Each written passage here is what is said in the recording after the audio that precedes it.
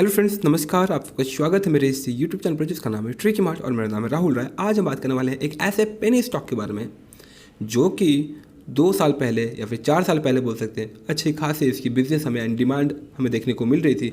But आज के दिन अगर आप देखें तो सिर्फ और सिर्फ 9 रुपये 35 पैसे के आसपास ट्रेड होते हुए देखने को मिल रहा है। इसके पीछे क्या रीज़न है? क्या ये सस्ता मिल रहा है और आने वाले समय में ये फिर से जंप करके 400 रुपये के आसपास जाएगा या नहीं? क्या आपको इसे बाय करना चाहिए या नहीं? एंड क्या है इसका फ्यूचर? एंड फिलहाल इसका क्या बिजनेस है? एंड क्यों ये इतना नीचे गिर गया? ये सारी बातें हम इस वीडियो में कवर करने वाले हैं, सो वीडियो को अंत तक जरूर देखिएगा। तो कौन सी कंपनी है? ये है सुज़लॉन एनर्जी लिमिटेड। चलिए फ्रेंड्स, शुरू करते हैं इस वीडियो को बिना लेट के। लेकिन इस वीडियो को स्टार्ट करने से पहले आपसे एक छोटा सा रिक्वेस्ट जो कि मैं हर समय करता हूँ, अगर आप इस चैनल पर पहली बार विजिट कर रहे हैं तो प्लीज़ चैनल को जरूर सब्सक्राइब करिएगा। सबसे पहले हम देख लेते हैं कि आपने अगर इसमें इन्वेस्ट किया है लेट गेट 6 मंथ पहले, तो आखिर आपको अब तक कितना रिटर्न्स मिल चुका है। तो जब हम 6 मंथ की बात करते हैं तो आपको यहाँ पर अराउंड 48% का रिटर्न्स मिल चुका है। बहुत ही अच्छी बात है। एंड जब हम यहाँ पर YTD देखते हैं तो YTD दैट मीन्स 2022 में अगर आप इन्वेस्ट किए हैं तो यहाँ पर आपको अराउंड 12% का लॉस देखने को मिल रहा है। अगर आप इसे 1 ईयर पहले बाई किए थे तो यहाँ पर आपको अराउंड 71% का रिटर्न देखने को मिल रहा है। दैट मीन्स कि ये स्टॉक पहले 5 रुपये 6 रुपये के आसपास ट्रेड कर रहा था एंड फिलहाल हमें यहाँ पर 11-12 हाईएस्ट गया था एंड उसके बाद अगर देखें तो फिलहाल हमें 9 रुपये 35 पैसे के आसपास ट्रेड होते हुए देखने को मिल रहा है। अब हम देख लेते हैं कि आखिर ये 5 ईयर्स में कितना रिटर्न दे चुका है। ओ सेट, जब हम 5 ईयर्स का चार्ट पैटर्न देखते हैं तो हमें देखने को मिलता है ये अराउंड 51.05% क्रैश हो चुका है, डाउनफॉल दे चुका है। आखिर ऐसा क्यों, जानेंगे। जब हम मैक्स का चार्ट पैटर्न देखते हैं तो हमें देखने को मिलता है कि एक समय पर ये स्टॉक 390 अराउंड 400 के आसपास ट्रेड होते हुए हमें देखने को मिल रहा है। एंड अगर आप देखें तो लाइफ टाइम में ये स्टॉक अराउंड 93% गिर चुका है, 93%। ठीक है। एंड मैंने अपने प्रीवियस की वीडियोस में हमेशा आपको बताया है कि अगर किसी स्टॉक का चार्ट पैटर्न आपको इस प्रकार से देखने को मिले, दैट मीन्स कि पहले 300-400 के आसपास ट्रेड कर रहा था एंड आज अचानक 10 रुपये 15 रुपये 20 रुपये के आसपास ट्रेड कर रहा हो, तो ऐसे स्टॉक्स को आपको पिक नहीं करना चाहिए। ये वीडियो स्पेशली आपके लिए है। तो इसके लिए सबसे पहले हम इसके फाइनेंशियल नंबर दैट मीन्स कि बिजनेस देख लेंगे, कंपनी कितना बिजनेस कर रही है, प्रॉफिट एंड लॉस क्या है, डेप्ट में है या नहीं। ये सारे नंबर्स देख करना आपको एक क्लैरिफिकेशन मिल जाएगा कि आखिर कंपनी कितना पानी में है और क्या बिजनेस कर रही है। बट आगे बढ़ने से पहले मैं आपको बताना चाहूँगा कि एक समय पे 2008 के आसपास सुज़लॉन भी one of the leading company थी ग्रीन एनर्जी को लेकर के। 2008 के आसपास इसे अवार्ड भी मिला था एंड अराउंड टॉप 5 वर्ल्ड के टॉप 5 में से 1 काउंट होता था सुज़लॉन एनर्जी। लेकिन इसके फेल होने का एक रीज़न एक नहीं, बहुत सारे रीज़न है। सबसे पहले रीज़न ये था कि अभी जो आप देख रहे हो ना ग्रीन एनर्जी का डिमांड होते हुए, ये कॉन्सेप्ट सुज़लॉन एनर्जी 2018 के आसपास ही लेकर आ गया था। बोलते हैं ना अर्ली स्टेज में बहुत ही जल्दी लेकर आ जाना, जो कि समय से पहले ये लेकर आ गए थे एंड ना ही इन्हें किसी टाइप का कुछ खास स्पेशल बिजनेस मिल पा रहा था, ना ही कुछ ऑफर अलग से मिल पा रहा था। तो इससे हो क्या रहा था कि इनका जो बिजनेस है जो पहले से चल रहा था बहुत ज़्यादा हैम्पर होते हुए देखने को मिला था। ये जो आप देख रहे हो ना वाइंड एनर्जी के लिए जो फैंस वगैरह लगते हैं, ये सिर्फ और सिर्फ 20-30% ही कंपनी यूज कर पा रही थी ग्रीन एनर्जी निकालने के लिए, ग्रीन एनर्जी प्रोड्यूस करने के लिए। इस प्रकार के बहुत सारे रीजंस थे जिस वजह से एट द एंड में बोल सकते हैं बिजनेस इनका हमें कम होते हुए देखने को मिला। एंड जब कंपनी बिजनेस कम करेगी तो नो डाउट कि इसके नेट प्रॉफिट कम होगा तो इन्वेस्टर यहाँ से अपना सेल आउट करेंगे एंड प्रेशर एंड साथ ही साथ डाउनफॉल भी होते हुए देखने को मिलता है। एंड इस प्रकार के बहुत सारे रीजंस हैं, लाइक कंपनी ने अपने जो कर्ज होते हैं वो भी समय से नहीं पे कर पाई थी एंड ऑलमोस्ट बैंकरप्ट हो गई थी। एंड जो बैंकरप्सी के बाद आपको पता है अदालत तक जाती है, कोर्ट तक जाता है एंड वो केस भी इसके साथ हो चुका है। इस प्रकार के बहुत सारे केसेस के बाद आप बोल सकते हैं कि कंपनी फिलहाल 9 से 10 रुपये के आसपास ट्रेड होते हुए देखने को मिल रहा है। अब हम चलते हैं सीधे इसके फाइनेंशियल नंबर के पास। तो जैसा कि आप देख सकते हैं कौन से सेक्टर की है, generation and distribution of power है, पावर सेक्टर की है। 50 रुपीज़ हाईएस्ट एंड लोवेस्ट की अगर बात करें तो हाईएस्ट इसका क्या था 13 रुपये के आसपास एंड लोवेस्ट में 4 रुपये के आसपास ट्रेड कर रहा था। समझ सकते हो कितनी बड़ी कंपनी, बट फिलहाल 10 रुपये से 4 रुपये बोल सकते हैं लेस देन 20 रुपीज़ के आसपास ट्रेड होते हुए देखने को हमें ये मिल रही है। मार्केट कैप की अगर बात करें तो 8,572 करोड़ की इसकी मार्केट कैप है। एंड फेस वैल्यू की अगर बात करें तो हमें देखने को मिल रहा है कि अराउंड 2 इसका फेस वैल्यू है। एंड जब बुक वैल्यू पर शेयर पर आते हैं तो आपको देखने को मिलता है कि -3.59 इसका बुक वैल्यू पर शेयर है। सिर्फ उसी वेबसाइट में नहीं, अगर आप देखें तो ग्रीन दैट मीन स्क्रीनर में भी हमें वही बुक वैल्यू पर शेयर -3.64 देखने को मिल रहा है। एंड अगर आप देखिए कम्युनिटी सेंटिमेंट्स तो आपको यहाँ पर देखने को मिलेगा कि अराउंड 86% लोग बोल रहे हैं कि बाय कर लो, 3% लोग बोल रहे हैं कि सेल करना चाहिए, एंड अराउंड 11% बोल रहे हैं it should hold the stocks. अब हम थोड़ा कम्युनिटी सेंटिमेंट्स के साथ ही साथ कुछ लोगों के भी पॉइंट ऑफ व्यू ले लेते हैं। तो फ्रेंड्स हम आ चुके हैं फाइनेंशियल सेक्शन में और अब देखेंगे हम इसके फाइनेंशियल नंबर। सो अगर आप देखें लास्ट 5 ईयर्स के नंबर्स में तो आपको अच्छी खासी डाउनफॉल देखने को मिल रही है फ्रेंड्स। 2017 में कंपनी की रेवेन्यू थी 12,714 करोड़ की, ठीक है, बहुत अच्छी बात है।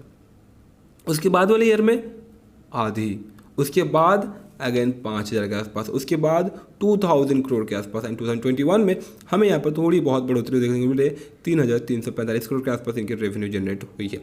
अब देख लेते हैं इनकी नेट प्रॉफिट।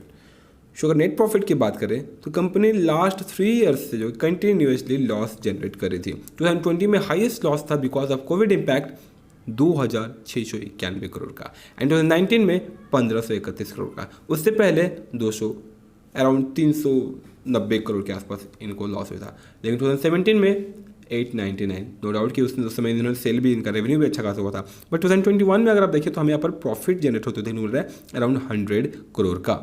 तो अब हम यही नंबर क्वार्टरली देख लेते हैं। सो अगर आप क्वार्टरली देखें तो इनका सेल्स हमें क्वार्टर दर क्वार्टर बढ़ते हुए देखने को मिल रहा है। दिसंबर 2020 में 954 करोड़ था, एंड वही अगर आप देखें 2021 के दिसंबर क्वार्टर में अराउंड 1,609 करोड़ का, ऑलमोस्ट बोल सकते हैं आप डबल हमें रेवेन्यू देखने को मिल रहा है। हम देख लेते हैं कि क्या कंपनी ने नेट प्रॉफिट बनाया है या नहीं। सो अगर आप देखें तो फ्रेंड्स लास्ट 3-4 क्वार्टर जो है कंपनी कंटिन्यूसली बहुत ही कम या तो फिर लॉस में ही थी बिकॉज ऑफ 2020 के कोविड इम्पैक्ट की वजह से आप बोल सकते हैं यहाँ पर हमें अराउंड 111 करोड़ का लॉस देखने को मिल रहा है। लेकिन 2021 के दिसंबर क्वार्टर में अराउंड 36 करोड़ की हमें यहाँ पर नेट प्रॉफिट जनरेट होते हुए देखने को मिल रही है। सो आप इसके लिए क्लैप कर सकते हैं क्योंकि कंपनी थोड़ी बहुत जो है 36,000 के आसपास जो भी हो नेट प्रॉफिट जनरेट। हम इस कंपनी के बैलेंस शीट देख लेते हैं। शो अगर आप यहाँ पर देखें फ्रेंड्स तो रिजर्व में सरप्लस आपको यहाँ पर लास्ट 4 ईयर से नेगेटिव में देखने को मिलेगी। 2021 में कंपनी की रिजर्व सरप्लस 5,735 करोड़ नेगेटिव में, उससे पहले 11,000 करोड़ नेगेटिव में, उससे पहले 8,000 करोड़ वो भी नेगेटिव में। हम देख लेते हैं क्या कंपनी ने लॉन्ग टर्म बोरोइंग ली है। तो जी हाँ फ्रेंड्स, बहुत ही शानदार लॉन्ग टर्म बोरोइंग कंपनी ली है। 2020 में कंपनी की बोरोइंग थी जस्ट 653 करोड़ के आसपास, एंड 2021 में अराउंड 4,292 करोड़ की बोरोइंग कंपनी ने ली है, दैट मींस कि लोन लिया है। एंड इससे पहले 1,800, उससे पहले 3,000, उससे पहले 4,000 करोड़ के आसपास, दैट मींस कंपनी ऑलमोस्ट लंबे समय से डेप्ट लेते आ रही है। लेकिन 2020 में बोल सकते हैं 653 करोड़, दैट मींस की कंपनी की बोरोइंग भी कम हुई थी, लेकिन 2021 में अगेन बढ़ चुकी है। अब देख लेते हैं शॉर्ट टर्म बोरोइंग। तो शॉर्ट टर्म बोरोइंग की अगर बात करें तो 2020 में 8,000 करोड़ था, एंड 2021 में 200 करोड़ के आसपास।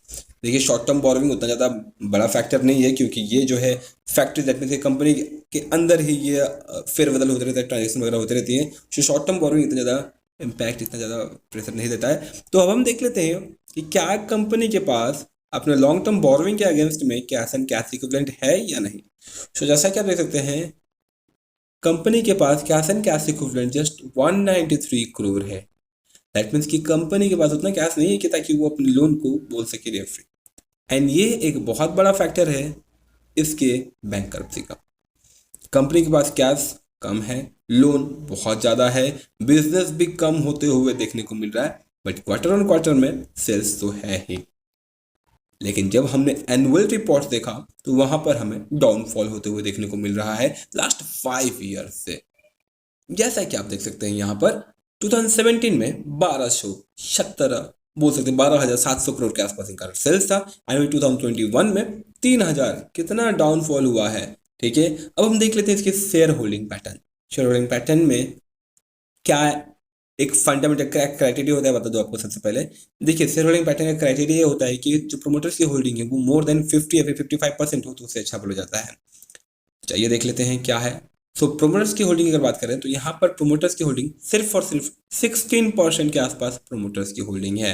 एंड उसके बाद डीआईएस की होल्डिंग अराउंड 14.61% एंड एफआईएस की होल्डिंग 4.85% एंड रेस्ट पब्लिक की होल्डिंग अगर देखें तो 64.5% के आसपास पब्लिक की होल्डिंग है। अब हम देख लेते हैं कि आप पब्लिक होल्डिंग में कोई बड़े इन्वेस्टर हैं, अगर होते हैं तो हम इसको थोड़ी समय के लिए इग्नोर भी कर सकते हैं कि हाँ यहाँ पर कुछ है। सो जैसा कि आप देख सकते हैं कुछ खास नहीं, यहाँ पर बॉडीज कॉर्पोरेट अराउंड 20% होल्ड किया है। एंड उसके बाद अगर देखें तो कैनन रियल्टी जो है यहाँ पर 2.14%, उसके बाद 1%, इसी प्रकार से जो फ्रेंड्स बहुत सारी कंपनीज ने 1% होल्ड किया है। ये कोई बड़ी होल्डिंग नहीं है। 20% ऑफ व्हाट, 20% ऑफ टोटल 65% का। ठीक है, हम देख लेते हैं डीआईएस में कौन है। तो डीआईएस की बात करें तो स्टेट बैंक ऑफ इंडिया है, ओवरसीज कॉर्पोरेट है। और एफआईएस की बात करें तो एफआईएस में भी अच्छी खासी कंपनी हमें देखने को मिल रही है। तो हम देख लेते हैं क्या प्रोमोटर्स की होल्डिंग प्लेज में है या फिर प्लेज क्लियर है। ओह सेट। तो अगर आप देखें तो प्रोमोटर्स की होल्डिंग हमें देखने को मिल रहा है कि 88.54% प्रोमोटर्स की होल्डिंग प्लेज में है, जबकि प्रोमोटर्स की होल्डिंग एक तो कम है, उसके ऊपर से प्लेजिंग भी हमें हाई देखने को मिल रही है। ये मैं रिकॉर्ड आपको बता रहा हूँ 2020 के दिसंबर क्वार्टर में। जब हम 2021 के दिसंबर क्वार्टर में देखते हैं तो प्रोमोटर्स की होल्डिंग कम हुई है 16.04% एंड उसके बाद सेम 88.54% हमें प्लेज होते हुए देखने को मिला। प्लेज मतलब प्रोमोटर्स ने अपने होल्डिंग को गिरवी रख दिया है। तो अब मुझे आप बताइए ये एनालिसिस के बाद आपको क्या लगता है, क्या आप तुक्के से इस स्टॉक को बाय करके रखे हो क्योंकि आपको बस ऐसा लगता है कि फिर से ऊपर चला जाएगा as per some news, some videos, या फिर जो आपने फंडामेंटल एनालिसिस देखा उसके बाद भी आपको लगता है कि हाँ इसमें पोटेंशियल है एंड आने वाले समय में अच्छा खासा ग्रोथ दे सकती है। अभी बहुत सारे व्यूअर्स ये बोल सकते हैं कि मैं तो सिर्फ और सिर्फ नेगेटिव वीडियोस के सिर्फ और सिर्फ नेगेटिव पॉइंट्स बता रहा हूँ। तो फ्रेंड्स इसके एक पॉजिटिव पॉइंट मैं आपको ये बता रहा हूँ कि ये जिस प्रोजेक्ट के ऊपर काम करती है ग्रीन एनर्जी के ऊपर, वो आपको फिलहाल आते हुए वो बोलते हैं ना एक डिमांड या फिर क्रेज, वो फिलहाल हमें देखने को मिला है 2022 में, जबकि गवर्नमेंट भी यहाँ पर अपना इंटरेस्ट दिखा रही है कि हाँ ग्रीन एनर्जी पे जो है ध्यान देना चाहिए। लेकिन जैसा कि आपने मेरे रिसेंट एक वीडियो देखा होगा जिसमें मैंने बताया था टाटा पावर के बारे में, वहाँ पर मैंने आपको बताया था कि नो डाउट ग्रीन एनर्जीज के ऊपर तो आपको डिमांड बढ़ते हुए देखने को मिल रहा है, लेकिन हो सकता है कि एक बबल भी जनरेट हो रहा हो ग्रीन एनर्जी को लेकर के एंड जो कि फट भी सकता है। बट यहाँ पर जो फंडामेंटली स्ट्रॉन्ग कंपनीज हैं उन्हें किसी टाइप का कोई भी ज़्यादा हार्म नहीं होगा। सो ध्यान रखिएगा किसी भी स्टॉक को बाय करने से पहले ना उसके फंडामेंटल एनालिसिस, बिजनेस मॉडल देखना बहुत ज़्यादा जरूरी हो जाता है। एंड सबसे स्पेशल अगर आप एकदम फ्रेश हैं, आपको कुछ आइडिया नहीं है स्टॉक्स के बारे में, तो सिंपल आपको सबसे पहले जो है चार्ट पैटर्न देख लेना चाहिए कि आखिर कंपनी लास्ट 5 ईयर्स से या फिर मैक्स में क्या रिटर्न दे चुकी है, कितना ऊपर नीचे है या फिर रिटर्न्स देती भी है या नहीं, या पहले 400 पे थी अभी 10 रुपये के आसपास ट्रेड कर रहा है जैसा कि हमें सुज़लॉन में देखने को मिल रहा है। तो एट द एंड में हम ये जानते हैं कि क्या आपको इसमें इन्वेस्टमेंट करना चाहिए या नहीं। फ्रेंड्स मैंने आपको क्लियर कट एनालिसिस दे दिया है। अब मैटर करता है आपके ऊपर ये मैटर करता है, डिपेंड करता है कि आप इसमें इन्वेस्ट करना चाहते हैं या नहीं। देखिए मैंने सिर्फ और सिर्फ फंडामेंटल एनालिसिस किया है, ना ही मैंने अपने तरफ से कोई पॉइंट बताया आपको, ना ही कुछ रखा है।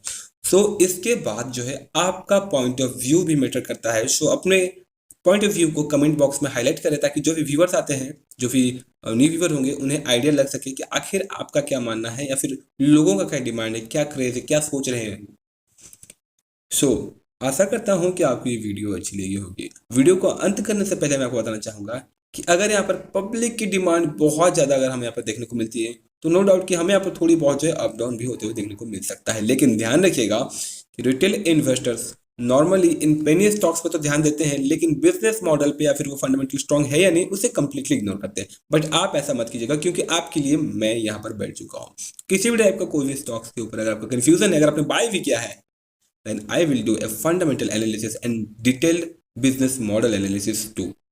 उसके लिए आपको बस चैनल को सब्सक्राइब करना है, कमेंट बॉक्स में कमेंट करना है, वीडियो को लाइक जरूर कीजिएगा। आशा करता हूँ कि आपको वीडियो अच्छी लगी होगी। अगर वीडियो अच्छी लगी हो तो प्लीज़ वीडियो को जरूर लाइक कीजिएगा एंड साथ ही साथ चैनल को जरूर सब्सक्राइब कीजिएगा।